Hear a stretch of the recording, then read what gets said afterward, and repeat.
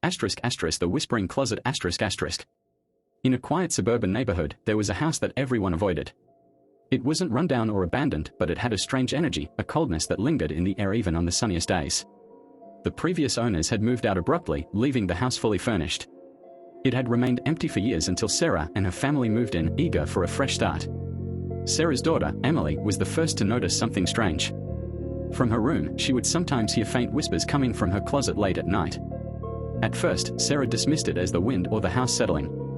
But the whispers grew louder. One night, Emily came running into her parents' room, her eyes wide with terror. "Mummy, there's someone in my closet," she whispered, trembling. Sarah sighed, thinking it was just another bad dream, and followed her back to her room. She opened the closet, expecting to find nothing but toys and clothes. But when she did, a strange, foul smell wafted out, like something rotten, hidden deep in the shadows. Sarah tried to brush it off, blaming it on something left behind by the previous owners. But the whispers continued.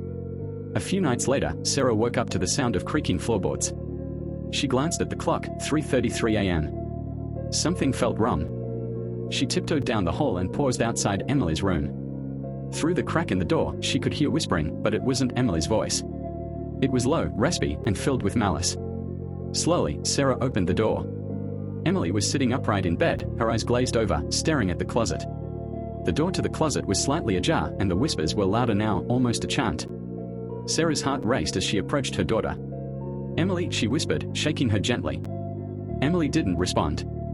Her eyes remained locked on the closet, her body stiff. The whispering grew louder, more insistent.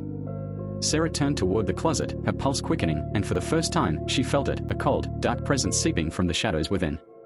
With trembling hands, Sarah yanked the closet door open, expecting to find nothing. But as the door swung wide, the room filled with an icy wind, and the whispering stopped. Inside the closet was a small, worn-out trapdoor in the floor, one she had never noticed before.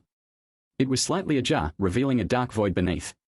As Sarah reached for the door, Emily snapped out of her trance and screamed, "Don't open it, Mummy. Don't let them out." Sarah's hand froze. Panic surged through her as the trapdoor began to creak open on its own, revealing a dark, twisting staircase leading down into the blackness. From below, the whispers began again, louder, angrier. Grabbing Emily, Sarah slammed the closet door shut and ran from the room.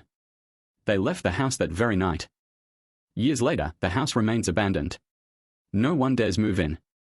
Neighbors say that on quiet nights, if you stand close enough to the house, you can still hear the faint whispers seeping through the walls, begging to be let out.